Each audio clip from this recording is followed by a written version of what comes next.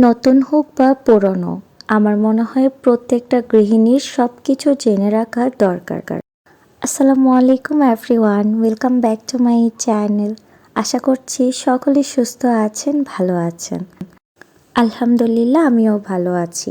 বিকেল টাইমে আম্মুনি এবং খালা শাশুড়ি নিচে গিয়েছিল, নিচ থেকে নিয়ে আসছে চিতই পিঠা আর সাথে ছিল মজাদার ভর্তা। এই চিতই পিঠাগুলো কিন্তু খেতে বেশ মজা, দেখতে একেবারে ফুলকো ফুলকো লাগছে, তাই না? ভিতরেও কিন্তু খুবই সফট ছিল। প্রায় সময় হাজব্যান্ড নিয়ে আসে এই চিতই পিঠাগুলো। আমি কিন্তু চিতই পিঠা খেজুরের গুড় দিয়ে একটু বেশি পছন্দ করি। এখন মেইন টপিকে চলে আসতেছি। বিকেলে খাওয়া দাওয়া শেষ করে রাতের রান্না স্টার্ট করে দিয়েছি। প্রথমে রান্না করছি ভাতটা যেহেতু রাইস কুকারে রান্না করছি, ভাবলাম একটু ভিডিও শ্যুট করে রাখি। আমার মতো যারা নতুন আছেন তাদেরও উপকারে আসতে পারে। এখানে আমি 1 কেজি পরিমাণে চাল নিয়েছি। রাইস কুকারে যে পাতিলটা আছে ওখানে, অনেকে হয়তো জানতে পারেন, অনেকে হয়তো জানবেন না, তাই বলে দিচ্ছি। চালগুলো আমি ভালোভাবে ধুয়ে নিয়েছি। দেন হচ্ছে রাইস কুকারের যে অংশটা আছে এটা আমি একটা সুতি কাপড়ের সাহায্যে মুছে নিয়েছি, যেন কোনো পানি না থাকে। ঠিক সেম প্রসেসে পাতিলের চারিপাশটাও আমি সুতি কাপড় দিয়ে মুছে নিয়েছি। দেন বসিয়ে দিয়েছি রাইস কুকারে। দেখতেই পাচ্ছেন আমি কিন্তু আমার আন্দাজ অনুযায়ী পানি অ্যাড করি, মাপ দেই, সেটা হচ্ছে আমার আন্দাজ অনুযায়ী। 1 কেজি পানির জন্য আমি আমার আঙ্গুলের 1 ভাগের থেকে একটু বেশি পরিমাণে পানি অ্যাড করেছি। দেন হচ্ছে প্লাগটা এবং সুইচটা অন করে দিচ্ছি। ভিডিওতে সুইচটা লাল টিপ টিপ করে জ্বলা দেখা যাচ্ছে, বাট সরাসরি এটা দেখা যাচ্ছিল না। ভিডিওতে হয়তো এমন দেখা যায়। তো এখানে যে সুইচটা দেখছেন সেটা আমি নিচের দিকে নামিয়ে দিয়েছি। তারপর বাম পাশে যে লাল সুইচটা আছে সেটা জ্বলে গিয়েছে, দ্যাট মিনস আমার ভাত এখন রান্না স্টার্ট। এই ভিডিওটা করার কারণ হচ্ছে অনেকে আমার মতো নতুন আছেন, রাইস কুকারে অনেকে রান্না করতে জানেন না বা রান্না করতে পারেন। প্রপারলি রান্না করার জন্য কি প্রসেস দরকার সেটা আমি মোটামুটি যা জানি তা আপনাদের মাঝে তুলে ধরছি। আশা করি আজকের ভিডিওটা আপনারা পজিটিভ আকারে নেবেন, কারণ প্রথম রাইস কুকারে ভাত রান্না করাটা আমার কাছেও অতটা সহজ মনে হয়নি। আমার কাছেও যেহেতু একটু কঠিন মনে হয়েছিল, ভাবছি এখন আমার কাছে যেহেতু সহজ আপনাদের মাঝে তুলে ধরি। এই যে দেখতে পাচ্ছেন যে রাইস কুকারগুলোতে ছিদ্র আছে ওইদিকে কিন্তু কিছুক্ষণ পর বলকগুলো ওঠা স্টার্ট করে। দেন আমি যেটা করি সেটা আপনাদের মাঝে একটু শেয়ার করছি। সেটা হচ্ছে যখন বলক ওঠা স্টার্ট করবে তখন আমি রাইস কুকারের যে হ্যান্ডেলটা আছে, যে ঢাকনাটা আছে, ওটা আমি হাতের সাহায্যে একটু উঠে দেখতেই পাচ্ছেন আপনারা আমি কিভাবে একবার উঠিয়ে নিচ্ছি দেন রেখে দিচ্ছি, একবার উঠিয়ে নিচ্ছি দেন রেখে দিচ্ছি। এভাবে করলে কি হয়, জাস্ট মাত্র 1 মিনিট আপনারা দাঁড়িয়ে থেকে এভাবে করবেন। তারপর আপনার বলক যেগুলো উঠতেছে ওগুলো এমনিতেই চুপসে যাবে, ভাতের সাথে একদম লেগে যাবে।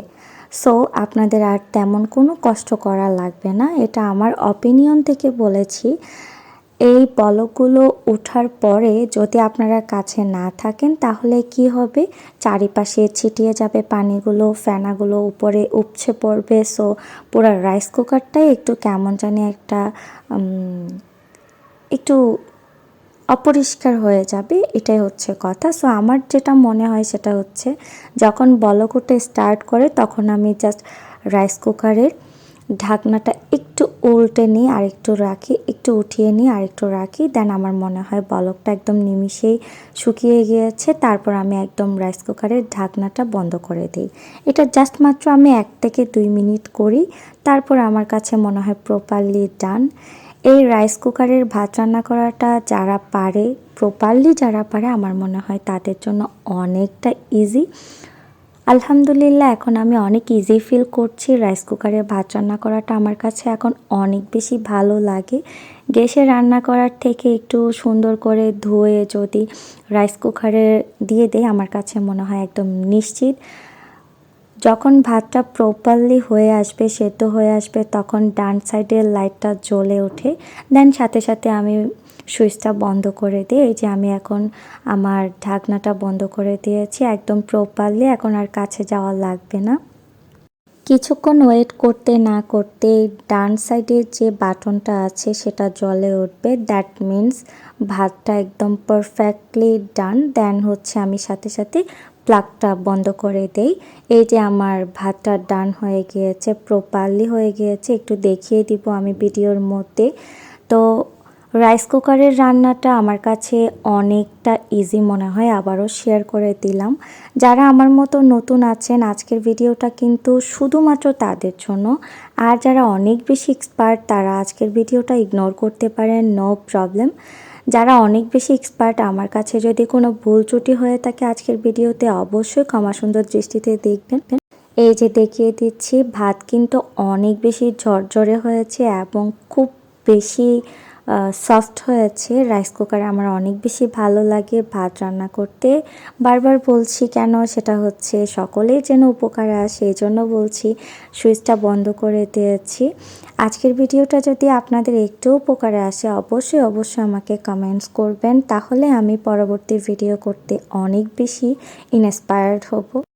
অনেকের হয়তো প্রশ্ন জাগতে পারে আজকে আমি কি চাল দিয়ে ভাত রান্না করেছি। আজকেরটা হচ্ছে আতপ চাল। আমরা যেহেতু চট্টগ্রামের পার্সন, আতপ চালটাই আমরা সবচেয়ে বেশি পছন্দ করি। যারা সেদ্ধ চাল কিভাবে রান্না করতে চান জানেন না তারা অবশ্যই কমেন্টস করবেন, ইনশাল্লাহ পরবর্তী আপনাদের জন্য সেদ্ধ চাল কিভাবে রাইস কুকারে রান্না করতে হয় তা আমি শেয়ার করব। সকলে সুস্থ থাকেন, ভালো থাকেন, আমাদের সবার জন্য দোয়া করবেন। আপনাদের জন্য দোয়া কামনা করে আজকে বিদায় নিচ্ছি। আল্লাহ হাফেজ।